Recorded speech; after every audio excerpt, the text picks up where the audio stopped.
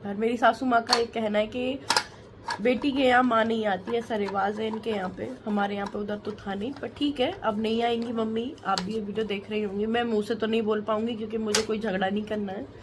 आपकी ये रिवाज है, वो कभी नहीं आएंगी, मैंने खुद बोल दिया है। फ्रेंड्स, शादी के बाद एक बेटी की माँ बेटी से मिलने उसके ससुराल नहीं आ सकती। जी हाँ दोस्तों, ऐसा कुछ रिवाज है सपना के परिवार में, सपना के ससुराल में। मैंने तो पहली बार ऐसा रिवाज सुना। आपने अगर सुना हो तो मुझे कमेंट सेक्शन में कमेंट ज़रूर करिएगा एक।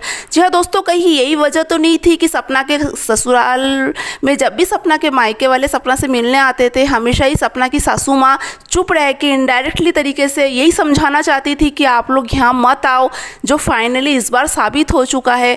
कहीं ऐसा ही तो नहीं, इतने सालों से हमेशा ही शायद सपना की सासू माँ यही बोलना चाहती थी कि सपना के मायके वाले यहाँ क्यों आते हैं, इसलिए वो हमेशा मुंह बना के रखती थी, हमेशा ही उनके ना तो स्वागत करती थी ना ही उनसे बात करती थी। यहाँ सपना ने खुल के अपना दर्द जाहिर करा, क्योंकि सपना से भी अब बर्दाश्त की हद पार हो गई, क्योंकि वीडियो में साफ साफ दिख रहा था कि एक समधन होकर एक समधन के वो पैर छू रही हैं, जबकि हमने कहीं नहीं सुना है कि समधन समधन के पैर छूती हैं। समधन समधन के गले मिलती है, तो सपना की माताजी ने सपना की सासू माँ के पैर क्यों छुए? बहुत बड़ा सवाल खड़ा होता है कि सपना के मायके वाले इतना झुक रहे हैं क्योंकि वो एक बेटी की माँ है। तो आप लोगों के लिए भी ज़रूरी सूचना है कि अगर आप भी एक बेटियों की माँ हैं, तो अगर बेटी की शादी करने के बाद आप ये भूल जाना कि आपने कभी एक लड़की को पैदा किया था, आपने कभी एक बेटी की पैदा किया था, क्योंकि यही रिवाज चल रहा है कि अगर शादी होने के बाद आपका उससे कोई रिश्ता नहीं है। क्योंकि सपना अगर अपने मायके जाएगी तो सपना को अपनी सासू माँ की परमिशन लेके जाना पड़ेगा,